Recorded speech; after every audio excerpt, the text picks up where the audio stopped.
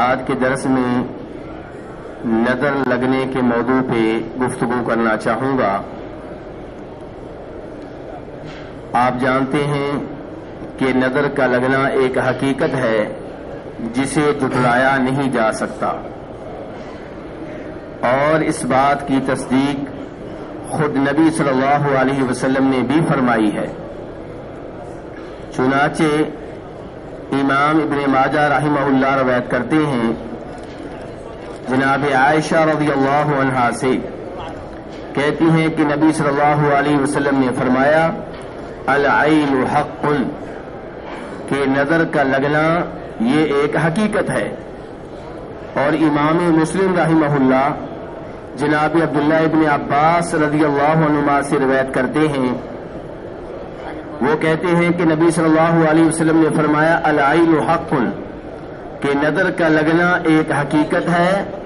ولو کان شیء سابق القدر سبقته العین، کہ اگر کوئی چیز ایسی ہوتی جس کی وجہ سے تقدیر تبدیل ہو جاتی تو وہ نظر ہوتی۔ آپ اندازہ کیجئے کہ نظر میں کتنی طاقت ہے، نظر کا لگنا کتنی بڑی حقیقت ہے۔ آپ فرما رہے ہیں کہ اگر کوئی ایسی چیز ہوتی جس کی وجہ سے تقدیر تبدیل ہونے والی ہوتی تو وہ کیا چیز ہوتی؟ نظر۔ لیکن تقدیر اللہ کا علم ہے جو کبھی بھی غلط نہیں ہو سکتا، اس لیے تقدیر میں کوئی تبدیلی نہیں ہوتی۔ یہاں جو بھی ہو رہا ہے وہ ہو رہا ہے جو اللہ کو پہلے سے معلوم ہے۔ ایسا نہیں ہے کہ اللہ کے علم میں کوئی اور چیز ہو اور اچانک کوئی نئی چیز ہو جائے۔ تو آپ فرما رہے ہیں کہ اگر کوئی ایسی چیز ہوتی جس کی وجہ سے تقدیر تبدیل ہونے والی ہوتی تو وہ نظر ہوتی، یعنی کہ اللہ کی تقدیر میں لکھا ہوتا کہ اس لڑکے نے بہت بڑا عالم دین بننا ہے، لیکن اچانک کسی کی نظر لگ جاتی اور وہ عالم بننے سے رہ جاتا۔ یہ اگر ممکن ہوتا تو نظر کی وجہ سے ہوتا کہ تقدیر تبدیل ہو گئی ہے، لیکن تقدیر تبدیل نہیں ہوتی، نہ نظر لگنے سے نہ کسی اور چیز سے۔ جب نظر لگتی ہے تو یہ بھی تقدیر میں لکھا ہوا ہے۔ اگر کسی آدمی کو بہت بڑی نعمت ملی ہے، اس کے بہت زیادہ بچے ہیں اور بڑے صحت مند ہیں، تندرست ہیں، نظر لگنے کی وجہ سے ایک فوت ہو گیا، دو فوت ہو گئے، تو یہ بھی تقدیر میں لکھا ہوا ہے۔ تو جب یہ تقدیر میں لکھا ہوا ہے تو اس سے بچنے کی کوشش کرنی چاہیے کہ نہیں؟ بھائی تقدیر میں لکھا ہوا جو لکھا ہوا ہو جائے گا، نہیں، ہمارا کام ہے اسباب اختیار کرنا۔ ہمیں نہیں معلوم کہ ہماری تقدیر میں کیا لکھا ہوا ہے، ہمارا کام ہے محنت کرنا، ہمارا کام ہے تدبیر اختیار کرنا۔ جیسے ہم عالم دین بننے کے لیے، حافظ قرآن بننے کے لیے، تاجر بننے کے لیے، ڈاکٹر بننے کے لیے، انجینئر بننے کے لیے کوشش کرتے ہیں، محنت کرتے ہیں، اسباب اختیار کرتے ہیں، تدبیریں اختیار کرتے ہیں، ایسے ہی نظر سے بچنے کے لیے، نظر بد سے بچنے کے لیے بھی تدبیر اختیار کرنی چاہیے، کوشش کرنی چاہیے۔ تو ان دو احادیث سے یہ معلوم ہوا کہ نظر کا لگنا ایک حقیقت ہے، اور یہ کہ نظر بہت بڑی قوت اور طاقت ہے جو انسان کے اوپر اثر انداز ہوتی ہے، جو انسان کے اوپر اپنا اثر چھوڑتی ہے۔ اور یہاں پہ یہ بات ذہن میں رہے کہ نظر جیسے دوسروں کی لگتی ہے، ایسے کبھی کبھار نظر اپنی بھی لگ جاتی ہے۔ جیسے نظر ان کی لگتی ہے جو آپ سے حسد کرتے ہیں، ایسے ہی کئی دفعہ آپ کو ان کی نظر بھی لگ جاتی ہے جو آپ سے محبت کرنے والے ہوتے ہیں۔ آپ کے والد، آپ کی والدہ، آپ کی بیگم، آپ کے بچے، خود آپ کی نظر اپنے آپ کو لگ جاتی ہے۔ اسی لیے نبی علیہ الصلوۃ والسلام فرماتے ہیں اس حدیث میں جسے امام حاکم نے اپنی المستدرک میں اور امام ابن سنی نے اپنی کتاب عمل الیوم واللیلہ میں روایت کیا ہے کہ آپ علیہ الصلوۃ والسلام فرماتے ہیں اذا رأى احدكم من نفسی او مالی او من اخیہ ما یعجب فَلْيَدْعُ لَهُ بِالْبَرَكَةِ فَإِنَّ الْعَيْنَ حَقٌّ، کہ جب تم میں سے کوئی اپنے آپ میں کوئی ایسی چیز دیکھے جو اسے بہت اچھی لگ رہی ہو، اپنے ہاتھ، اپنے جسم کا کوئی حصہ بہت پیارا لگ رہا ہے، فرمایا یا اپنا کوئی مال اچھا لگ رہا ہے، اپنی گاڑی اچھی لگ رہی ہے، اپنے گھوڑے اچھے لگ رہے ہیں، اپنے جانور اچھے لگ رہے ہیں، اپنا کاروبار اچھا لگ رہا ہے، اپنا گھر اچھا لگ رہا ہے، یا کسی اور بھائی کی کوئی چیز اچھی لگ رہی ہے، تو انسان کو چاہیے کہ اس کے لیے برکت کی دعا کرے،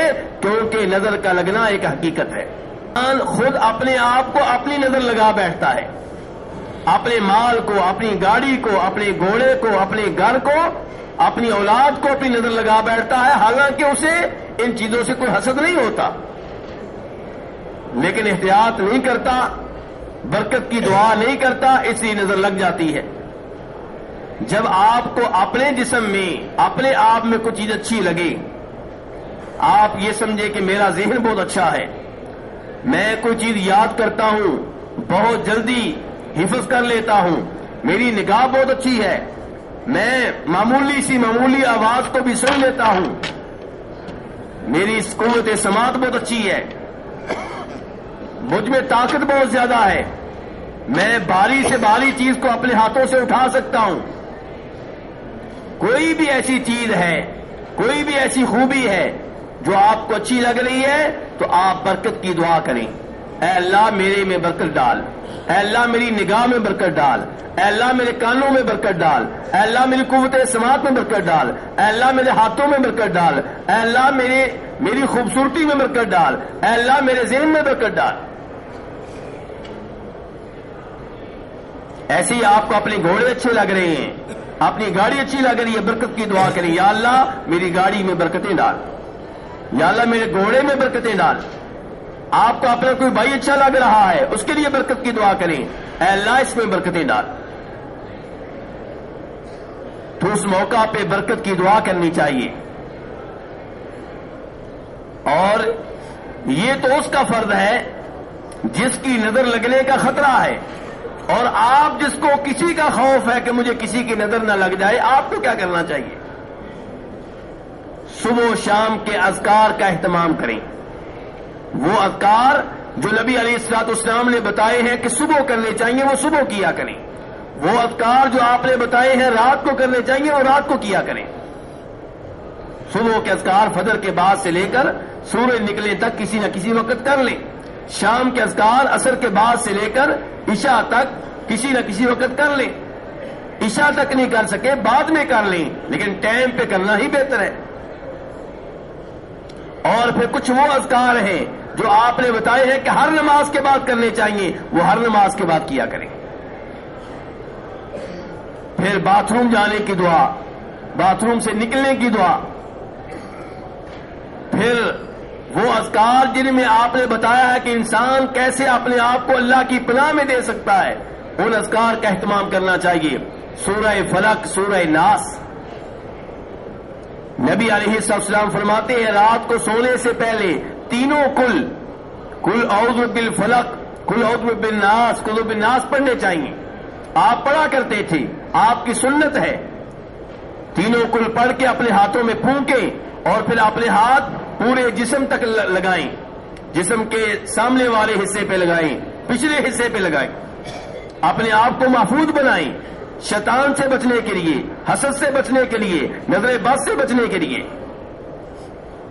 ہر نماز کے بعد ایک ایک دفعہ یہ تینوں کل پڑھنے چاہیے، صبح جب ہو جائے، شام ہو جائے، تب بھی ان کو 3 بار پڑھنا چاہیے۔ سورہ فاتحہ پڑھنے کا اہتمام کریں۔ میرے بھائی اس قسم کے جو اذکار ہیں ان کا اہتمام کرنا چاہیے، تاکہ آپ ان بیماریوں سے دور رہ سکیں جن کا علاج نہ ڈاکٹروں کے پاس ہے نہ حکیموں کے پاس ہے۔ امام بخاری اور امام ابو داؤد رحمہ اللہ روایت کرتے ہیں جناب عبداللہ ابن عباس رضی اللہ عنہما سے، وہ کہتے ہیں کہ نبی علیہ الصلوۃ والسلام جناب حسن و حسین رضی اللہ عنہما کو دم کیا کرتے تھے۔ کیا کرتے تھے؟ دم کیا کرتے تھے، اور دم کرتے ہوئے یہ دعا پڑھتے تھے، اعیدکما بکلمات اللہ تامۃ من شر کل شیطان وہامہ ومن کل عین لامہ، کہ میں تم دونوں کو، کن دونوں کو؟ حسن و حسین کو، میں تم دونوں کو اللہ کے کامل کلمات کی پناہ میں دے رہا ہوں، اللہ کے کلام کی پناہ میں دے رہا ہوں، ہر شیطان کے شر سے بچنے کے لیے، اور ہر زہریلے کیڑے مکوڑے کے شر سے بچنے کے لیے، اور ہر نظر بد کے شر سے بچنے کے لیے۔ یہ دم کر رہے ہیں کون؟ نبی صلی اللہ علیہ وسلم۔ کس کو؟ اپنے نواسوں جناب حسن و حسین رضی اللہ تعالیٰ عنہما کو، اور ساتھ ہی فرما رہے ہیں کہ یہ وہ دم ہے جو جناب ابراہیم علیہ السلام کیا کرتے تھے اپنے بیٹوں جناب اسماعیل اور جناب اسحاق علیہ الصلوۃ والسلام کو۔ کتنا عظیم دم ہوا! کیوں میرے بھائیوں یہ کرتے ہیں؟ آپ اپنے بیٹے کو دیکھتے ہیں، خوبصورت ہے، قد و قامت والا ہے، ذہین ہے، پڑھائی میں اچھا ہے، یا بہت فرما بردار ہے، اسے نظر لگنے کا خطرہ ہے۔ صبح و شام دم کیا کریں، بار بار دم کیا کریں۔ نبی علیہ الصلوۃ والسلام اپنے نواسوں کو دم کر رہے ہیں۔ دم کی یہ دعا کس کتاب میں ملے گی؟ جی حصن المسلم میں۔ کس کتاب میں مل جائے گی آپ کو؟ حصن المسلم میں مل جائے گی۔ 2-3 ریال کی پاکٹ سائز کتاب ہے۔ یہ کتاب یہاں سے لے کر جائیں، جو مسجد نبوی کے دائیں بائیں بک ڈپو ہیں وہاں پہ جائیں، ان سے پوچھیں کہ ہمیں حصن المسلم چاہیے اردو میں۔ تو یہ دعائیں میرے بھائی یاد کریں، نبی علیہ الصلوۃ والسلام کی عظیم دعائیں ہیں، اور اس دعا سے اندازہ کیجئے کہ آپ قبل از وقت اپنے نواسوں کو نظر بد سے محفوظ کیا کرتے تھے، دم کیا کرتے تھے، ان پہ یہ دعا پڑھا کرتے تھے۔ تو میرے بھائی ایسے ہی آپ اپنے آپ کو دم کیا کریں، جیسا کہ پہلے بتا چکا ہوں۔ رات کو سوتے ہوئے تینوں کل 3 بار، ہر نماز کے بعد ایک بار، اور صبح و شام 3 بار۔ تو یہ وہ چیزیں ہیں، یہ وہ اذکار ہیں جو آپ کو شیطان کے شر سے، جنوں سے اور نظر بد وغیرہ سے محفوظ رکھ سکتے ہیں۔ اب سوال یہ پیدا ہوگا کہ اگر نظر لگ جائے تو پھر اس کا علاج کیا ہے؟ تو میرے بھائیوں شریعت میں اس کے 2 علاج آئے ہیں۔ پہلا علاج یہ ہے کہ قرآن پاک پڑھنا، دم کرنا، نبی علیہ الصلوۃ والسلام کی دعائیں پڑھنا۔ کس پہ؟ جس کو نظر لگ گئی ہے۔ خود اپنے آپ کو دم کریں، دوسرے سے دم کریں۔ چنانچہ امام مسلم رحمہ اللہ روایت کرتے ہیں جناب ابو سعید رضی اللہ تعالیٰ عنہ سے، کہتے ہیں کہ نبی علیہ الصلوۃ والسلام بیمار ہو گئے تو جناب جبریل علیہ السلام آئے آپ کو دم کرنے کے لیے۔ کون آئے؟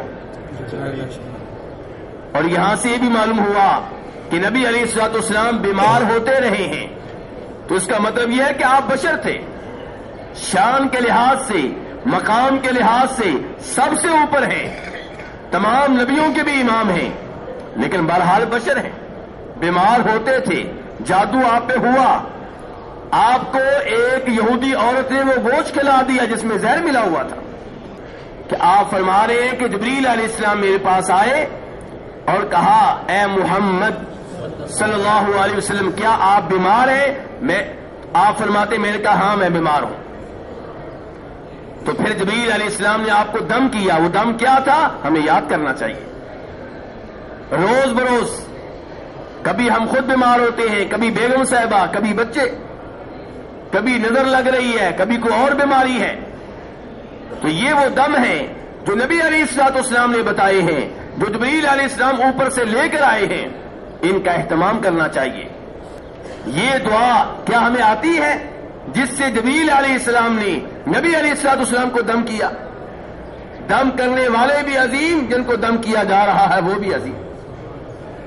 بسم اللہ القیک من کل شیء یؤذیک من شر کل نفس او عین حاسد اللہ یشفیک بسم اللہ یرقیک. بسم اللہ یرقیک، اللہ کے نام سے میں آپ کو دم کر رہا ہوں. جبریل علیہ السلام دم کر رہے ہیں. کیا کہا ہے پہلا کلمہ؟ بسم اللہ یرقیک، اللہ کے نام سے میں آپ کو دم کر رہا ہوں. اللہ کے نام میں قوت و طاقت ہے. دم کر رہا ہوں کس چیز سے محفوظ رکھنے کے لیے؟ فرمایا بسم اللہ یرقیک من کل شیء یؤذیک، ہر وہ چیز جو آپ کو تکلیف دے، آپ کو ایذا دے. اس میں ہر بیماری آئی کہ نہیں آئی؟ ہر بیماری آ گئی. میں آپ کو دم کر رہا ہوں ہر اس شر سے محفوظ رہنے کے لیے جو شر آپ کو تکلیف دے، آپ کو ایذا دے. ہر نفس کے شر سے محفوظ رہنے کے لیے اور ہر حسد کرنے والی آنکھ کے شر سے محفوظ رہنے کے لیے. یہ نظر بد. پھر فرمایا اللہ یشفیک، اللہ تعالیٰ آپ کو شفا دے. کون شفا دے؟ اللہ تعالیٰ. پیر صاحب نہیں، اللہ تعالیٰ. بسم اللہ یرقیک، اللہ کے نام کے ساتھ میں آپ کو دم کر رہا ہوں. جبریل علیہ السلام دم کر رہے ہیں، نبی علیہ السلام کو دم کیا گیا ہے. یہ دعا کتنی عظیم ہوگی. تو جسے نظر لگ جائے اسے دم کریں. یہ دعا پڑھ کر وہ خود بھی اپنے آپ کو دم کریں. جناب اسماء بنت امیس یہ کہتی ہیں کہ میں نبی علیہ السلام کے پاس آئی. یہ کون سی خاتون کہہ رہی ہیں جی؟ اسماء بنت امیس کہہ رہی ہیں کہ میں آپ کے پاس آئی. میں نے کہا کہ جعفر کے جو بیٹے ہیں انہیں نظر لگ جاتی ہے. کس کے بیٹے؟ جعفر کے. جو جعفر کے بیٹے ہیں انہیں نظر لگ جاتی ہے، تو کیا میں انہیں دم کروا لیا کروں؟ تو نبی علیہ السلام نے جناب اسماء کو اس بات کی اجازت دی کہ آپ اپنے ان بیٹوں کو دم کروا لیا کریں جنہیں نظر لگ جاتی ہے. تو اس سے بھی پتا چلا کہ نظر کا ایک علاج یہ ہے کہ آپ دم کریں، قرآن پاک پڑھیں، نبی علیہ السلام کی دعائیں پڑھیں. اور نظر کا دوسرا علاج یہ ہے کہ مریض کو غسل کروایا جائے. مریض کو کون سے پانی سے؟ جی، بیری کے پتوں سے. مریض کو غسل کروایا جائے اس پانی سے جو اس آدمی کا استعمال شدہ ہے جس کی نظر لگی ہے. چنانچہ امام ابن ماجہ رحمہ اللہ اور امام احمد روایت کرتے ہیں جناب ابو امامہ سہل بن حنیف رضی اللہ تعالی عنہ سے. سہل بن حنیف جو ہیں ان کا جسم بہت ہی خوبصورت تھا، بہت ہی پیارا تھا. نبی علیہ السلام کے ساتھ مکہ جا رہے تھے. جوفا کے قریب کسی مقام پہ جناب سہل بن حنیف نے غسل کیا. کپڑے اتارے غسل کرنے کے لیے. تو ایک اور صحابی ہیں عامر بن ربیعہ، وہ ان کا جسم دیکھ کر حیران رہ گئے. کہنے لگے ایسا جسم میں نے کبھی کسی کا نہیں دیکھا، اتنے پیارے. کہنے لگے حتیٰ کہ کسی کنواری لڑکی کا جو پردے میں رہتی ہو اتنا پیارا جسم نہیں دیکھا گیا جتنا پیارا جسم ان کا ہے. تھوڑی ہی دیر گزری تھی کہ سہل بن حنیف زمین پہ گر گئے، بیمار ہو گئے. معاملہ نبی علیہ السلام تک پہنچا. آپ نے کہا تمہیں کس پہ شک ہے؟ بتایا گیا عامر بن ربیعہ پہ. عامر بن ربیعہ کو لایا گیا. نبی علیہ السلام نے کہا علی ما یقتل احدکم اخاہ، کہ تم اپنے بھائی کو کیوں قتل کرتے ہو؟ آپ کیا فرما رہے ہیں؟ اپنے بھائی کو کیوں قتل کرتے ہو؟ جب تمہیں کوئی بھائی اچھا لگے، کسی بھائی میں کوئی خوبی نظر آئے تو اس کے لیے برکت کی دعا کیا کرو. کہنا چاہیے اللہم بارک فی، اے اللہ اس میں برکتیں ڈال. یا کچھ علماء کرام نے لکھا یہ کہیں ماشاء اللہ تبارک اللہ. تو ایسے الفاظ میرے بھائی کہنے چاہیے. اس کے بعد آپ علیہ السلام نے فرمایا عامر بن ربیعہ سے کہ پانی لو. انہوں نے پانی لیا اور ایک برتن لیا، اس میں پانی موجود تھا. اس میں اپنا چہرہ دھویا، اپنے ہاتھ اور بازو دھوئے کونوں تک، اپنے پاؤں دھوئے، اپنے گھٹنے دھوئے اور اپنی چادر کا اوپر والا حصہ جو جسم کے ساتھ لگ رہا تھا اسے بھی دھویا. اور یہ سارا پانی محفوظ کیا جا رہا ہے. پھر یہ پانی جناب سہل بن حنیف کے اوپر پچھلی جانب سے ڈال دیا گیا اور وہ بالکل ٹھیک ہو گئے. یہ وہ علاج ہے جو نبی علیہ السلام نے بتایا ہے. یہ علاج ڈاکٹروں کی سمجھ میں نہیں آئے گا، حکیموں کی سمجھ میں نہیں آئے گا. یہ نبی علیہ السلام کا بتایا ہوا علاج ہے. تو یہ علاج میرے بھائیوں سے آدمی کا کرنا چاہیے جسے نظر لگ جائے. لیکن اس سے پہلے میں بتا چکا ہوں، جو سمجھتا ہے میرے اندر کوئی خوبی ہے وہ اپنے آپ کو دم کرتا رہے، تلاوت کرتا رہے، سورہ فلق، سورہ ناس ایسی صورتیں پڑھتا رہے اور آپ اپنی اولاد کو بھی دم کرتے رہیں اور نبی علیہ السلام کا دم اختیار کریں. اور جب آپ کو کوئی اچھا لگے تو آپ اس کے لیے برکت کی دعا کریں. اللہ تبارک تعالیٰ سے دعا ہے کہ ہمیں ہر طرح کے امراض سے محفوظ رکھے اور ہمیں اس بات کی توفیق دے کہ ہم نبی علیہ السلام کی سنت پہ عمل کرتے ہوئے، آپ کے طریقے پہ عمل کرتے ہوئے اذکار کا اہتمام کرتے رہا کریں. صبح و شام کے اذکار کا، ہر نماز کے بعد کے اذکار کا، رات کو سونے کے اذکار کا، اور ہم نبی علیہ السلام کی طرح ہو جائیں جن کے بارے میں جناب عائشہ فرماتی ہیں رضی اللہ تعالی عنہا، کان یذکر اللہ علی کل احیانہ، آپ ہر وقت اللہ کا ذکر کرتے رہتے تھے. وصلی اللہ تعالی علی نبیہ محمد وآلہ وصحبہ اجمعین.